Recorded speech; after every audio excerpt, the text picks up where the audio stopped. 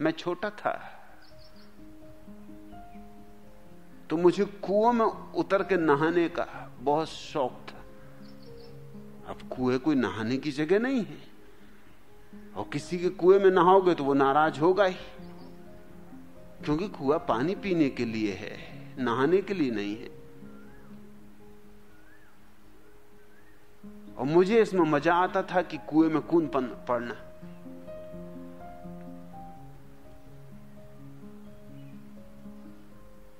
कबीर पंथियों का एक आश्रम था मेरे मकान से पीछे ही। उनका बढ़िया कुआं था, उनका शानदार बगीचा था। उस कुएं में मुझे खास रस था। वो गहरा भी काफी था, गांव के बाहर भी था, वहां कोई जाता आता भी नहीं था। केवल जो उस मठ के महंत थे साहबदास, वो वहां रहते थे। एक दो माली वहां काम करते थे, बड़ा उनका बगीचा था, वो माली भी वहां काम में लगे रहते थे। एक आध दो और नौकर चाकर थे, कुछ ज्यादा वहां भीड़भाड़ नहीं होती थी। कुआं गहरा भी बहुत था, पानी भी बड़ा निर्मल था, और पानी भी खूब गहरा था। फिर उसमें एक और सुविधा थी कि उसमें जंजीर लगी हुई थी। वो कुएं की सफाई करने के लिए, आदमियों को उतरने के लिए थी, तो चढ़ने की उसमें सुविधा थी। कूद गए फिर चढ़ने की भी सुविधा थी। ये मेरा नियमित काम था कि जब भी मौका देखा कि वहां कोई नहीं है, जाके उसमें कूद जाना। मगर ये बात कब तक छिपती? एक तो आवाज होती कूदने से कुएं में। एक दिन साहबदास आ गए, उन्होंने मुझे पकड़ लिया, मैं कुएं में अंदर ही था। वो भी एक पहुंचे हुए पुरुष थे। उन्होंने देखा ये अच्छा मौका है, मुझे ऐसे फांस भी नहीं पाते थे। उन्होंने कहा आज तुम अच्छे फंसे। उन्होंने जंजीर खींच ली बाहर कि मैं तुम्हारे पिता को बुलवाता हूं। पिता के मेरे दोस्त थे वो, पिता से उनका सत्संग चलता था। कहा कि मुझे खबर तो थी, कई दफे मुझे लोगों ने कहा भी था, मालियों ने भी कहा था कि तुम मेरे वृक्षों से फल भी चुराते हो, मेरे झाड़ों पे भी चढ़ते हो, तुमने मेरे तार भी काट डाले जहां से तुम बगीचे में घुस आते हो, और तुम कुएं में भी कूद के नहाते हो, और एक ही कुआं है हमारा, इसी में हमको पानी पीना। लेकिन आज तुम अच्छे फंसे, अब तुम भाग के कहीं जा भी नहीं सकते। मैंने उनसे कहा आप गलती में, आप जंजीर शीघ्रता से डाल दो, नहीं तो आप मुश्किल में पड़ोगे। उन्होंने कहा क्या कहा? मैं कैसे मुश्किल में पड़ूंगा? वो एक बांस ले आया, उन्होंने कहा कि मैं बांस से तुम्हें मारूंगा भी।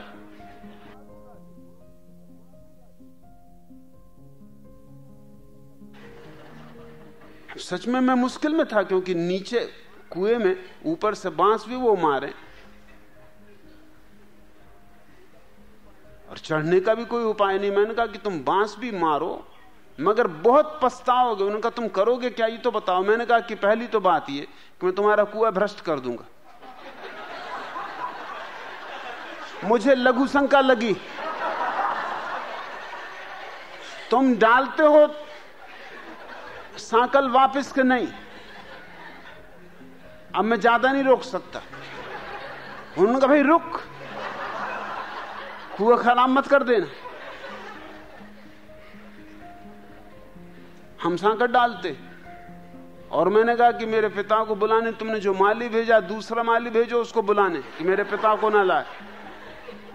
उन्होंने कहा क्यों? तो मैंने अपनी एक आंख पे उंगली रख कर उनको बता दी। वो तो फौरन समझ गए। उन्होंने जल्दी माली भेजा।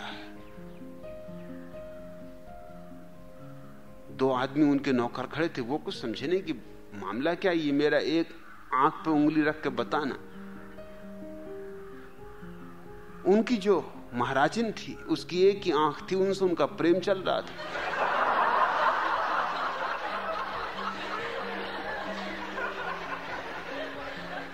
तो मैंने कहा कि बस ख्याल रखना, वो मुझे पता है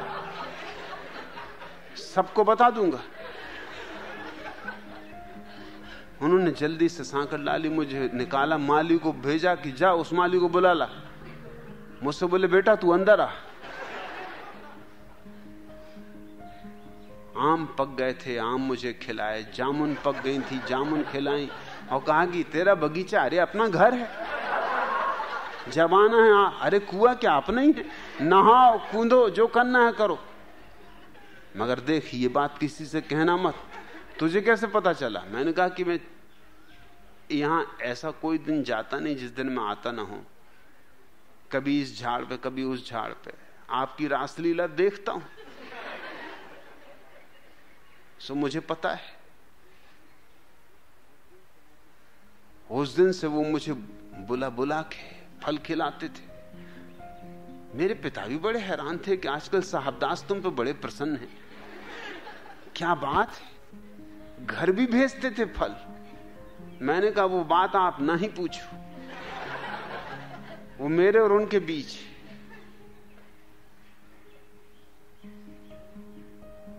मगर वो मुझसे इतना डरने लगे कि जिसका कोई हिसाब नहीं। मैं अपने मित्रों को भी ले जाता बगीचे में तो कोई रुकावट नहीं, सीधे दरवाजे से हम प्रवेश करने लगे। अब कोई तार वगैरह काटने की और इधर उधर से घुसने की और चोरी करने की कोई जरूरत ना रही।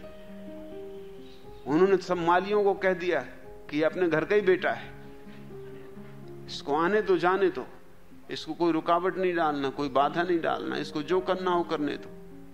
अरे क्या 10-25 फल खाएगा तो खाने दो, खिलाएगा 10-5 को लाके, कोई बात नहीं, इतना बड़ा बगीचा है, अगर है ये धर्म क्षेत्र। मैंने उनसे एक दिन पूछा कि आप इतने क्यों घबरा गए? उन्होंने कहा घबराऊं ना तो क्या करूं, अगर तुम किसी को कह दो मेरी सारी प्रतिष्ठा पानी में मिला दो। तो मैंने कहा कि ऐसी प्रतिष्ठा का क्या मूल्य है जो एक बच्चे से भयभीत हो? ऐसी प्रतिष्ठा का क्या करोगे? इस प्रतिष्ठा का कितना बल है? मगर उनको भीतर ही पीड़ा है, भीतर ही दंश है, उनका अंतःकरण उनको खुद ही काट रहा है कि वो कुछ गलत कर रहे हैं। मैंने कहा तुम गलत बिल्कुल कर ही नहीं रहे। उन्होंने कहा तुम्हारा मतलब? मैंने कहा ये तो ऋषि मुनि सदा से करते रहे, वेदों में इसका उल्लेख है। वो जो एक आंख वाली उनकी महाराजिन थी, विधवा भी थी और निसंतान भी थी। वेदों में इस बात की चर्चा है कि अगर कोई निसंतान स्त्री विधवा हो या विधवा ना भी हो, अगर विधवा हो तब तो वो स्वयं किसी ऋषि मुनि से नियोग करवा सकती है। नियोग का अर्थ है संतान पैदा करवा सकती है। और अगर अभी उसका पति जिंदा है तो पति की आज्ञा से नियोग करवा सकती है।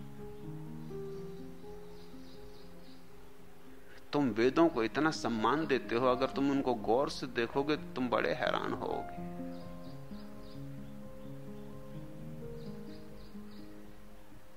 तुम चकित रह जाओगे कि इसमें सम्मान देने योग्य बात है या कि हर तरह की गलत बातों को भी धर्म के आधार पर आरोपित कर दिया है। ये ऋषि मुनियों को सुविधा बना दी।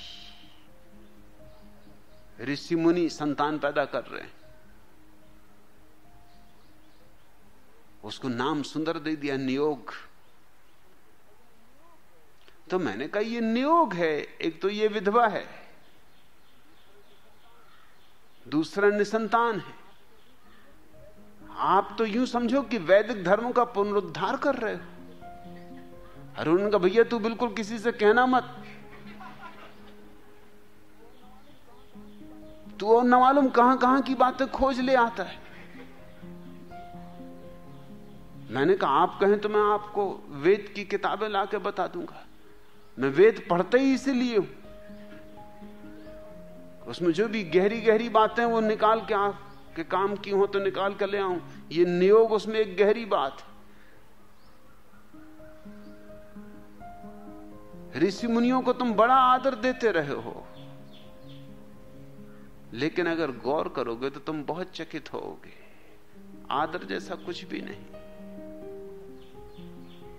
मगर पिटी पिटाई लकीरों को हम पीटते रहते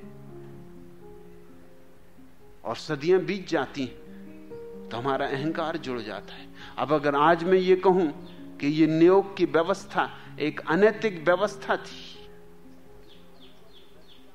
और ऋषि मुनियों के व्यभिचार को छिपाने का आयोजन था, तो हिंदू नाराज हो जाएंगे, एकदम नाराज हो जाएंगे। उनके धर्म पर हमला हो गया, मैं उनके धर्म के खिलाफ बात कर रहा हूं। तो चुप रहो, कहो मत कुछ। ये लोगों की धार्मिक भावनाओं को ठेस ना पहुंचाओ, और धर्म के नाम पर जितना पाखंड चल रहा है वो सब चलने दो, क्योंकि लोगों की धार्मिक भावनाओं को ठेस पहुंचती। अगर तुमने सत्य बातें कही, मैं तो सत्य बातें कहूंगा, जैसी हैं वैसी ही कहूंगा। फिर धार्मिक भावनाओं को ठेस पहुंचती हो तो तुम्हें अपनी धार्मिक भावनाएं थोड़ी मजबूत बनानी चाहिए, और या फिर अपने धर्म में थोड़े सुधार करने चाहिए, रद्दोबदल करने चाहिए, या धर्म अपना ऐसा बनाना चाहिए कि जिसमें ठेस पहुंचाने की जगह न रह जाए।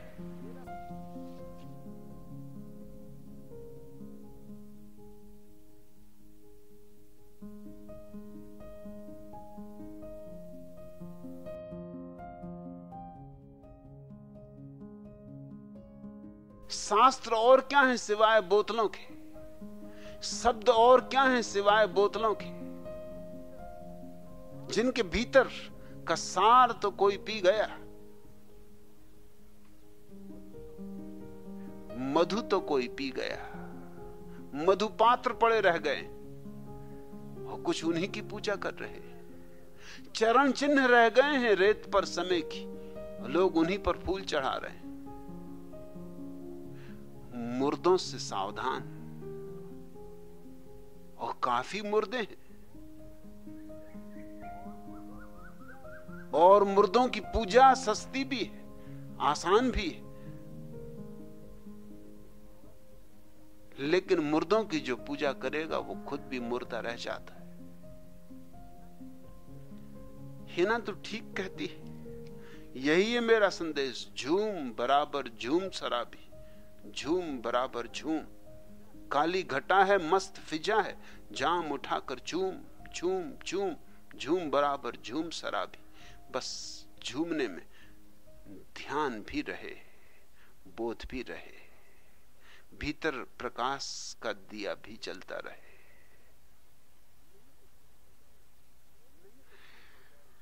नहीं तो भूल हो जाएगी। वैसी भूलें इतनी हो चुकी हैं, और जिन्होंने की हैं बड़े समझदार लोग हैं, बड़े विचारशील लोग हैं, कि आश्चर्य होता है कितने विचारशील लोग ऐसी भूलें कैसे कर जाते। मगर मेरी समझ में विचारशील लोग भूलें इसलिए कर जाते हैं कि उन्हें यह भ्रांति है कि वो विचारशील हैं, जबकि केवल उधार विचारों से भरे हुए, और उधार विचारों से कोई विचारशील नहीं होता। डॉक्टर पोपटमल पीएचडी जब खाना खाकर अध्ययन करने के लिए अपने निजी पुस्तकालय में पहुंचे तो उन्होंने देखा कि उनका चश्मा टेबल पर नहीं। इससे उन्हें बहुत चिंता हुई कि आखिर चश्मा गया कहां। वे उदास होकर कुर्सी पर बैठ गए और सामने रखी टेबल पर दोनों कोहनियां टिकाकर हथेलियों पर सिर रखकर चश्मे के संबंध में मनन करने लगे। डॉक्टर पोपटमल ने सोचा कि हो ना हो कोई चश्मा उठा कर ले गया है। अब यह सवाल उठता है कि जिसने चश्मा उठाया या तो उसे स्वयं कम दिखाई पड़ता है अथवा उसे ठीक दिखाई पड़ता है, यदि उसकी आंखें कमजोर हैं तो वह मेरे चश्मे को कैसे उठा के ले जा सकता है, क्योंकि उसके पास स्वयं की ऐनक होनी ही चाहिए। और यदि किसी ठीक आंख वाले ने चश्मा उठाया होगा तो वह उसका करेगा क्या? इससे सिद्ध होता है कि किसी ने मेरा चश्मा नहीं उठाया। बगल की टेबल पर बैठे पोपटमल के दोस्त पंडित तोताराम शास्त्री ने पूछा, क्या बात है डॉक्टर, इतने परेशान क्यों लग रहे हो यार? मुझे कहो, शायद मैं तुम्हारी कुछ मदद कर सकूं। पोपटमल बोले, भाई शास्त्री, मेरा चश्मा न जाने कहां चला गया। चूंकि चश्मा अपने आप कहीं जा नहीं सकता, इससे सिद्ध होता है कि कोई न कोई उसे जरूर उठा ले गया है। चूंकि स्वस्थ आंखों वाला कोई व्यक्ति तो उसे उठा सकता नहीं, और न ही कमजोर वालों आंखों वाला उसे उठा के ले जा सकता है, क्योंकि उसके पास उसका खुद का चश्मा होगा। आप ही समस्या को सुलझाइए। पंडित तोताराम शास्त्री ने 2 मिनट सोचने के बाद कहा, यह भी तो हो सकता है कि कोई आपके चश्मे को बेचने के ख्याल से चुरा ले गया हो। पोपट बोले, ऐसा संभव नहीं, क्योंकि चोर जिससे वह चश्मा बेचेगा उसकी आंखें निश्चित ही कमजोर होंगी, और जैसा कि मैं पहले ही कह चुका हूं कि उसके पास पहले से ही स्वयं का चश्मा होगा। इस पर तोताराम शास्त्री बोले, मगर हो सकता है कि किसी कमजोर आंख वाले व्यक्ति का चश्मा टूट फूट गया हो और उसे नए चश्मे की जरूरत हो। तो या तो वह स्वयं चश्मा उठाकर ले गया, या फिर कोई उसे चश्मा बेचने के ख्याल से चुरा ले गया। डॉक्टर पोपटमल ने तुरंत फोन पर शहर के एकमात्र नेत्र विशेषज्ञ से बात की और पता लगाया कि जिस नंबर का चश्मा वे लगाते हैं, उस नंबर का चश्मा शहर में किसी और आदमी का भी है या नहीं। नेत्र विशेषज्ञ ने बताया कि उस नंबर का चश्मा शहर में किसी दूसरे आदमी को नहीं लगता। विशेषज्ञ के इस उत्तर से शास्त्री जी की परिकल्पना गलत साबित हो गई। करीब आधा घंटे तक दोनों दार्शनिक गंभीर मुद्रा बनाए चिंतन करते रहे। तब अचानक पंडित तोताराम शास्त्री ने उछलकर अलमारी से एक किताब निकाली और उसमें से पढ़ के बताया कि कभी कभी ऐसा भी होता है कि लोग चश्मे को भोजन करते वक्त या किसी से बातें करते समय माथे पर ऊपर चढ़ा लेते हैं और फिर भूल जाते। डॉक्टर पोपटमल के चेहरे पर प्रसन्नता छा गई। उन्होंने कहा, हे राम, यह बात तो मेरे दिमाग में आई ही नहीं। हो ना हो ऐसा ही हुआ होगा। अब सवाल यह उठता है कि इस कमरे में हम सिर्फ 2 ही आदमी, कोई और इस कमरे में आया नहीं, तो या तो चश्मा मेरे माथे पर चढ़ा होगा या फिर शास्त्री जी आपके माथे पर। चूंकि मुझे आपके माथे पर कोई चश्मा दिखाई नहीं देता, इससे साफ प्रमाणित होता है कि चश्मा मेरे ही माथे पर होना चाहिए। वैसे तो सत्य का पता लगाने के लिए तार्किक निष्कर्ष ही अकेले काफी है, किंतु कुछ विद्वानों का मत है कि लिखा लिखी की है नहीं, देखा देखी बात। इसलिए तार्किक निष्पत्ति के अलावा मैं आंखों देखा प्रमाण ही प्राप्त करूंगा। ऐसा कहते हुए पोपटमल उठे और आईने के सामने जा पहुंचे और अपने माथे पर चढ़े चश्मे की प्रतिछवि आईने में देखकर खुशी में चिल्ला उठे, मिल गया, मिल गया, यूरेका, यूरेका। चश्मा मिलने की खुशी में वे इतने जोर से उछले कि चश्मा खिसक कर नीचे गिरा और चकनाचूर हो गया।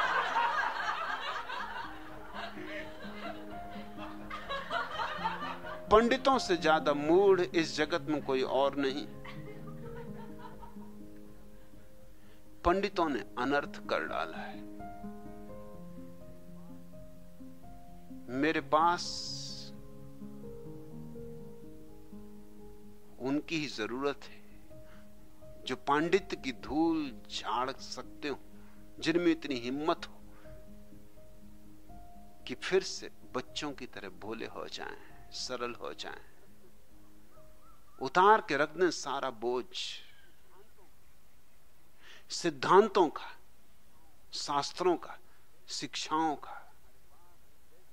और तब तुम्हारे पास वैसी तीखी नजर, वैसी पैनी नजर आ जाती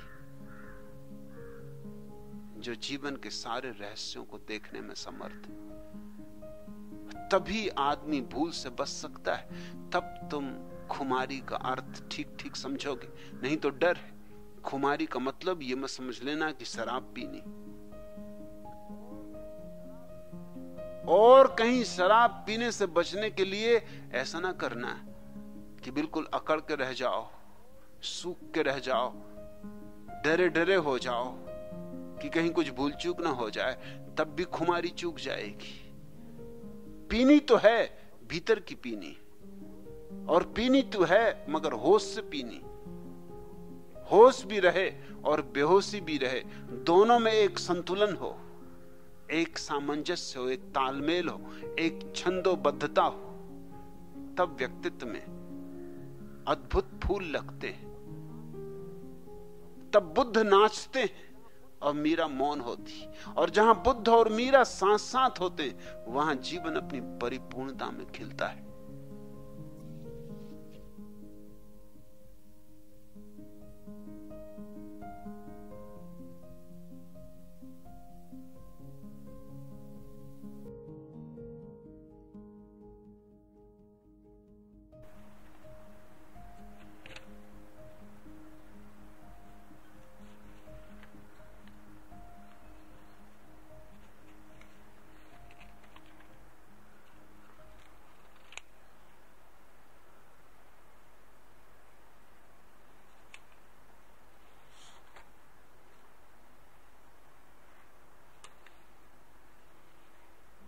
भगवान, क्या तर्क शास्त्र बिल्कुल व्यर्थ है? सागर, बिल्कुल व्यर्थ तो नहीं, अपनी जगह उसकी सार्थकता है, लेकिन सीमा है उसकी, उसे सीमा के बाहर मत खींचना। पदार्थ के संबंध में तर्कशास्त्र की उपयोगिता है, लेकिन चेतना के संबंध में नहीं। तर्क शास्त्र जीता है संदेह पर। संदेह उसकी आत्मा है, और चैतन्य को अनुभव करना हो तो श्रद्धा के फूल चाहिए।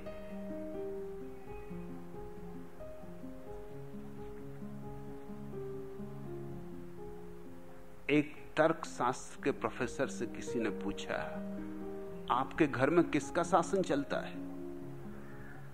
प्रोफेसर ने कहा, अपनी अपनी जगह सभी शासन करते हैं। पूछने वाले ने कहा, मैं कुछ समझा नहीं, कुछ विस्तार से समझाइए। प्रोफेसर ने कहा, सुनो, मेरी पत्नी बच्चों को अनुशासन करती है, उन्हें डांटती डपटती है। मेरे बच्चे हमेशा नौकरों पर हुक्म चलाते हैं। मेरे घर के नौकर जाकर अपनी, और मुझे जब भी किसी पे गुस्सा आता है तो मैं अपने कुत्ते पे बरस पड़ता हूं और उसकी अच्छी मरम्मत कर देता हूं। इस प्रकार सब अपनी अपनी जगह शासन कर रहे हैं। ये तर्कशास्त्र का प्रोफेसर है, इसने ठीक ठीक सरणी बांट ली कि कौन किस पे शासन करे। सबने अपना अपना क्षेत्र बांट लिया। मुल्ला नसरुद्दीन से मैंने पूछा एक दिन, तेरे घर में झगड़ा नहीं होता नसरुद्दीन? उसने कहा, कभी नहीं, क्योंकि विवाह के बाद ही मैंने पहला काम यही तय किया कि अपना अपना बंटवारा कर लेना चाहिए। मैंने कहा, कैसा बंटवारा किया? तो नसरुद्दीन ने कहा, बंटवारा ऐसा किया कि बड़े बड़े जो समस्याएं हैं जीवन में संभालूंगा, छोटी मोटी जो बातें वो पत्नी संभालेगी। मैंने कहा, तो गजब की बात है, पत्नी राजी होगी? उसने कहा, बिल्कुल राजी हो गई। मैंने कहा, मैं इतना और पूछना चाहता हूं कि बड़ी बड़ी समस्याएं यानी क्या और छोटी छोटी समस्याएं यानी क्या? तो उसने कहा, छोटी छोटी समस्याएं यानी कौन सा मकान खरीदना, कौन सी कार खरीदना, बच्चों को किस स्कूल में पढ़ाना, मेरी पत्नी कौन से कपड़े पहने, मैं कौन से कपड़े पहनूं, किस डॉक्टर से इलाज करवाना, ये छोटी छोटी बातें। और मैंने पूछा, बड़ी बड़ी बातें? तो उसने कहा कि ईश्वर है या नहीं, स्वर्ग है या नहीं, पुनर्जन्म होता है या नहीं।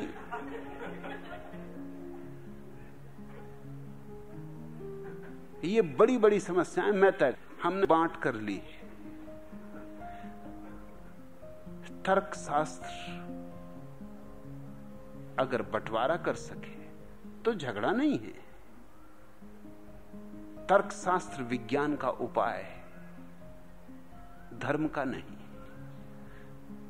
श्रद्धा को विज्ञान में मत डालना और तर्क शास्त्र को धर्म में मत डालना, तो दोनों का सह अस्तित्व हो सकता है।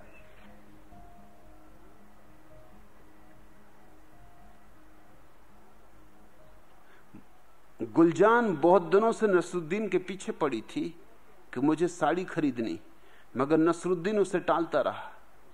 मगर जब प्रसन्नता का ठिकाना न रहा, नसरुद्दीन गुलजान को लेकर साड़ियों की दुकान पर पहुंचा और दुकानदार को साड़ियां दिखाने के लिए कहा। दुकानदार ने अनेक साड़ियां दिखाई। गुलजान को 150 वाली 2 और 300 रुपए वाली एक साड़ी बहुत पसंद आई। नसरुद्दीन ने दुकानदार को 300 रुपए वाली साड़ी पैक करने को कहा। जब साड़ी पैक करके दुकानदार लाया तो नसरुद्दीन बोला, क्षमा करें महाशय, कृपया इसके बदले में 150 वाली ये साड़ियां हमें चाहिए। दुकानदार ने उसे अलग रखकर 150 वाली 2 साड़ियां पैक कर दी। पैकेट लेके जब नसरुद्दीन चलने को हुआ तो दुकानदार ने कहा, बड़े मियां पैसे? नसरुद्दीन बोला, कैसे पैसे? दुकानदार बोला, अरे इन 2 साड़ियों के पूरे 300 रुपए। नसरुद्दीन बोले, लेकिन ये साड़ियां तो मैंने 300 रुपए की साड़ी के बदले में ली हैं। बोलो, ली हैं या नहीं? अब दुकानदार घबराया, बोला, आप कह तो सही रहे हैं, ली तो आपने 300 रुपए की साड़ी के बदले में, तो उसी के पैसे दे दीजिए। नसरुद्दीन बोला, लेकिन 300 रुपए वाली साड़ी मैंने ली ही नहीं, फिर पैसे कैसे? वो साड़ी तो मैं कब की वापस कर चुका हूं। तर्क की अपनी जगह है, उसे हर जगह मत प्रवेश करवा देना।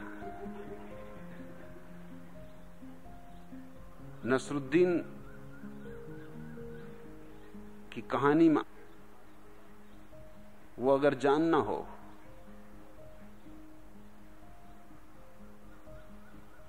तो तुम्हें रूबी हॉस्पिटल जाना पड़े। कई फ्रैक्चर हो गए, उनकी मरम्मत हो गई, दुकानदार टूट पड़ा, उसके नौकर चाकर भी टूट पड़े, पट्टियां बंधी सारे शरीर पर। मैं देखने गया था, मैंने नसरुद्दीन को पूछा कि नसरुद्दीन बहुत दुख होता होगा, बहुत तकलीफ होती होगी? उसने कहा, नहीं वैसे तो नहीं होती, जब हंसता हूं तब होती। काहे को हंसता इसलिए हूं कि मैं भी कहां के मूर्ख दुकानदार के पास पहुंच गया। उसी घटना को सोच के हंसी आ जाती, मगर दुष्टों ने भी क्या मार की, और मेरी पत्नी भी क्या खड़े होकर देखती रही। तर्क की अपनी जगह है, उसे अपनी जगह पे छोड़ दो। उसकी उपयोगिता है, व्यर्थ नहीं है, लेकिन उसे सीमा के बाहर मत जाने दो। तर्क अगर तुम्हारी श्रद्धा को खंडित ना करे तो तुमने उसका उपयोग कर लिया। तर्क यानी मन, श्रद्धा यानी हृदय यानी भाव। तर्क यानी बहिर यात्रा, श्रद्धा यानी अंतर यात्रा।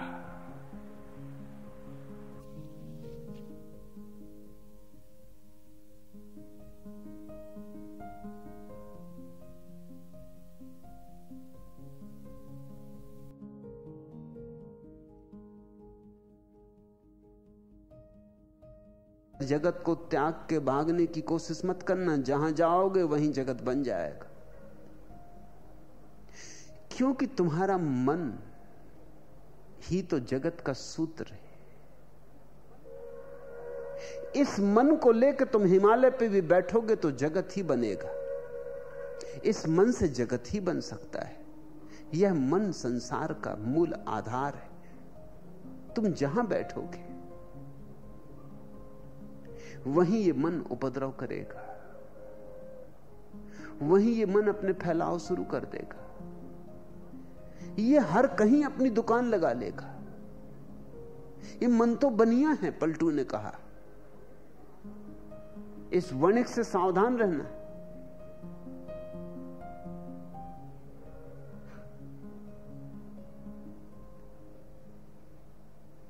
एक व्यक्ति मरने के करीब था। उसने अपने शिष्य से कहा कि देख, बिल्ली भर मत पालना, मरते वक्त शिष्य ने पूछा, गुरुदेव इस सूत्र का अर्थ भी समझा जाइए, किससे पूछूंगा? वेद के ज्ञाता हैं, उपनिषद के ज्ञाता हैं, गीता के ज्ञाता हैं, लेकिन ये बिल्ली मत पालना, ये कौन सा अध्यात्म? लोग हंसेंगे अगर मैं किसी से पूछूंगा इसका अर्थ बता जाइए जाने के पहले जल्दी से। गुरु ने कहा, तो पूछता तो बता देते हैं। मेरे गुरु जब मरे थे तो मुझे यही कह गए थे कि बिल्ली मत पालना, लेकिन मैंने उनसे अर्थ नहीं पूछा। तू ज्यादा होशियार, तू अर्थ पूछ रहा है।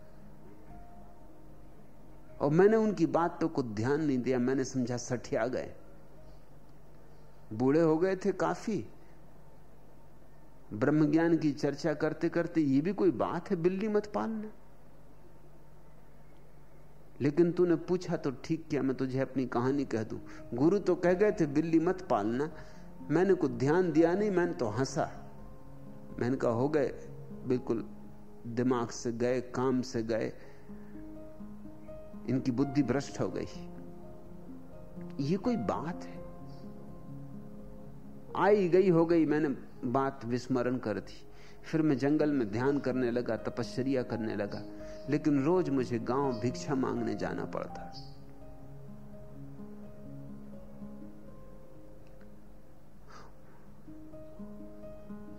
और जब मैं गांव जाता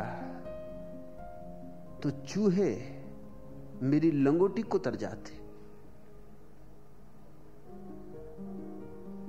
जब तक मैं रहता तो लंगोटी पे नजर रखता, डंडा लिए बैठा रहता, लेकिन आखिर भीख मांगने मुझे जाना ही पड़ता गांव, और चूहे कुतर जाते। या रात कभी मैं सोता तो चूहे कुतर जाते। मैंने गांव के लोगों से पूछा कि इन चूहों का क्या करें? उन्होंने कहा इसमें क्या है, एक बिल्ली पाल लो। मैं अभागा कि मुझे तब भी याद ना आई कि मेरा गुरु मुझसे कह गया बिल्ली भर मत पालना। मैंने गांव वाले मूढ़ों की बात मान ली।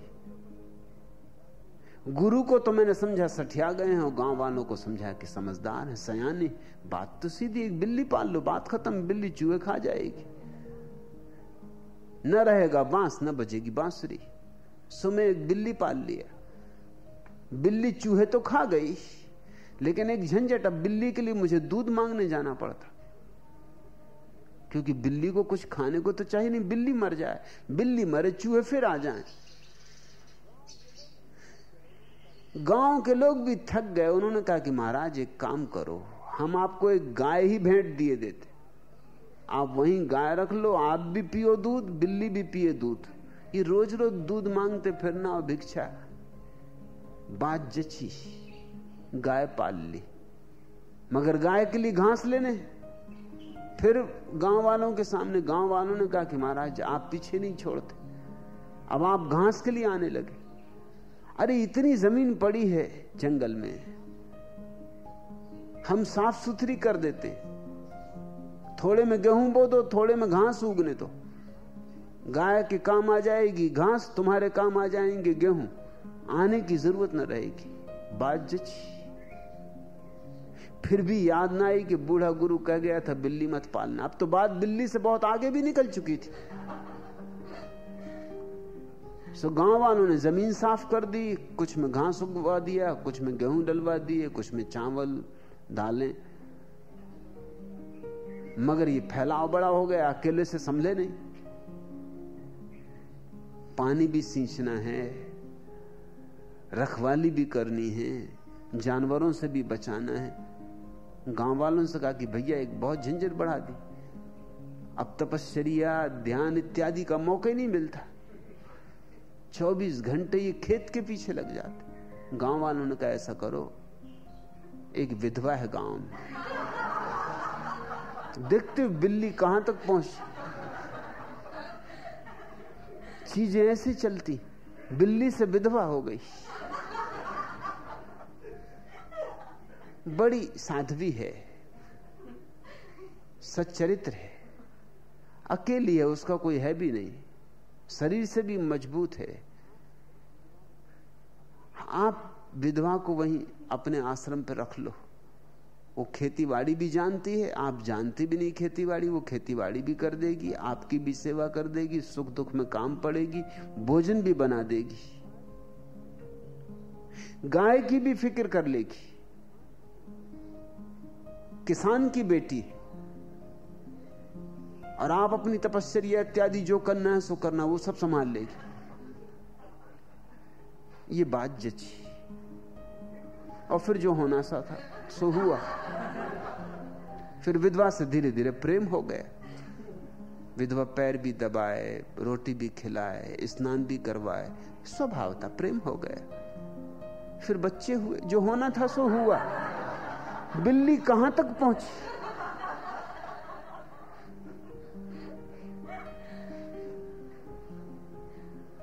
फिर बच्चों के विवाह करने पड़े। बात बढ़ती ही गई, बढ़ती ही गई, बढ़ती ही गई। इस दुनिया में बात कोई रुकती नहीं, बढ़ती ही चली जाती। फिर बात में से बात, बात में से बात। तो मरते हुए गुरु ने कहा कि देख, तुझे मैं समझाया जाता हूं, ये मत समझना कि मैं सठिया गया हूं, बिल्ली भर मत पालना। ये भूल मैंने की, जिंदगी गई है। अगली जिंदगी ख्याल रखूंगा कि बिल्ली नहीं पालनी। मन शांत होगा तो बिल्ली नहीं पालोगे तो कुत्ता पालोगे। इससे क्या फर्क पड़ने वाला है कि क्या पालोगे? कुछ पालोगे। मन होगा, खेती ना करोगे तो दुकान करोगे। फिर चाहे वो दुकान पूजा की ही क्यों ना हो, यज्ञ हवन की ही क्यों ना हो, मन कुछ ना कुछ करवाएगा। मन बिना करता हुए नहीं रह सकता है। मन के प्राण ही उसके कर्ता होने में है।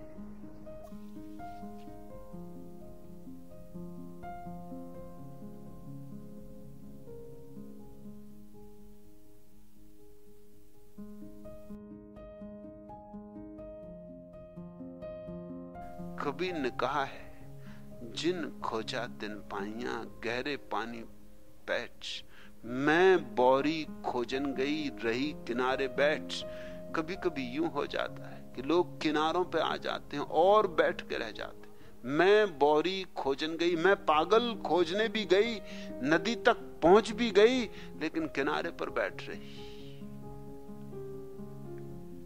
अब डुबकी मारो, और डुबकी में फिर बचाना मत कुछ।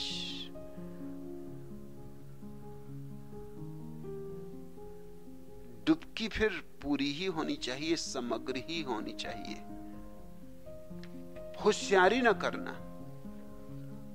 होशियारी सबसे खतरनाक बात है।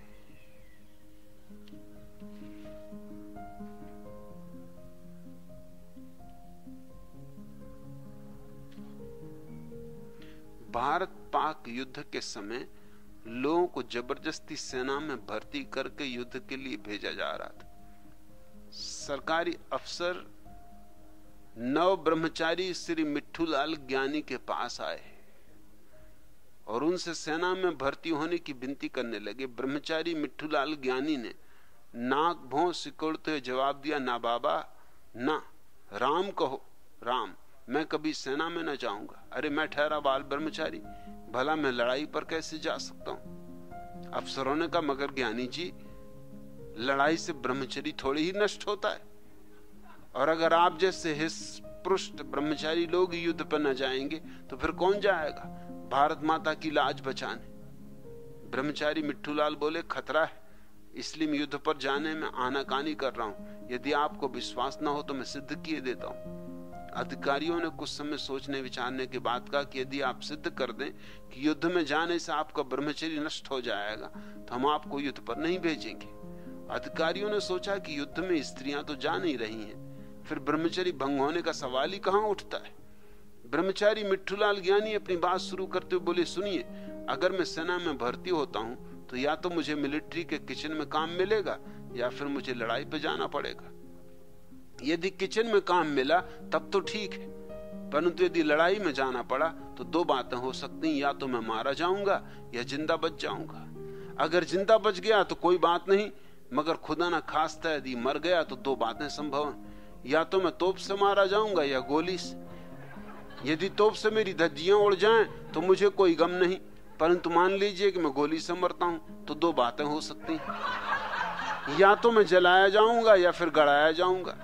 यदि जला दिया गया तब तो ईश्वर की बड़ी कृपा है, लेकिन यदि गड़ाया गया तो फिर दो बातों की संभावना।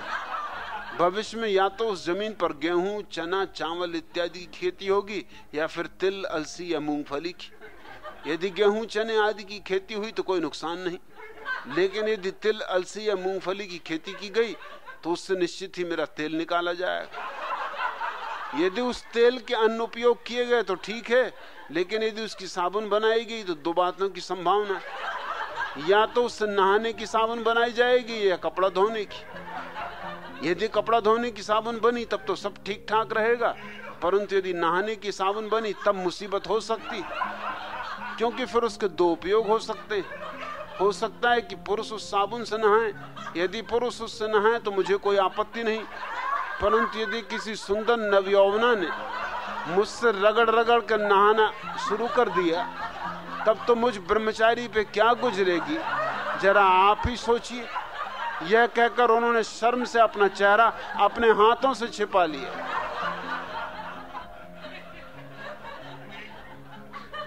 ज्ञानियों के अपने जाल फैलते ही चले जाते, उनका कोई अंत नहीं। अमेरिका में उन्होंने एक ऐसा कंप्यूटर निर्मित कर लिया है जिसमें मनुष्यों जैसे गुण हैं। एक अमेरिकी पर्यटक ने वार्तालाप के दौरान महामहिम मटकानाथ ब्रह्मचारी को बताया। मटकानाथ ने पूछा, बच्चों, उसमें ऐसी कौन सी खूबियां हैं जो आदमियों से मेल खाती हैं? जवाब मिला, यदि कंप्यूटर से कोई गलती हो जाती है तो उसकी जिम्मेदारी वह दूसरे कंप्यूटर पर डाल देता है। ब्रह्मचारी जी बोले, इसमें खूबी की भला कौन सी बात है बच्चा? अरे, हमारे महान देश भारत के पवित्र वैज्ञानिकों ने एक ऐसा कंप्यूटर इजाद किया जो धार्मिक है। वह मात्र मानवीय नहीं वरन देवी गुणों से भरपूर है। उससे कैसा भी कठिन से कठिन, जटिल से जटिल सवाल पूछो, वो तत्क्षण उसका समाधान कर देता है। पर्यटक ने चकित होकर दांतों के नीचे अंगुली दबा का, कैसा भी सवाल? महामहिम बोले, हाँ हाँ, कैसा भी सवाल बच्चा, कैसा भी। भूगोल का हो कि चाहे राजनीति का, भौतिकी का हो चाहे भूत प्रेत का, रसायन का हो कि गणित का, पाक शास्त्र का हो अथवा चिकित्सा शास्त्र का। इतना ही नहीं, सवाल चाहे आज का हो चाहे भूतकाल का या भविष्य का, बस बटन दबाओ और हमारा धार्मिक कंप्यूटर तुरंत समस्या का हल बता देता है। अमेरिका ने इस अद्भुत मशीन को देखने की इच्छा जाहिर की। महामहिम मटकानाथ ब्रह्मचारी ने पास ही रखे एक टेप रिकॉर्डर को इशारा करके कहा, पूछो बच्चे, कोई भी सवाल पूछो, यह फौरन जवाब देगा। अमेरिकी ने कई प्रश्न किए पर बटन दबाने पर हर बार एक ही उत्तर मिला, वत्स, इस समस्या का समाधान तो स्पष्ट रूप में श्रीमद् भगवत गीता में दिया ही हुआ है। ओम शांति शांति शांति। सवाल खोजने, उत्तरों की तलाश करने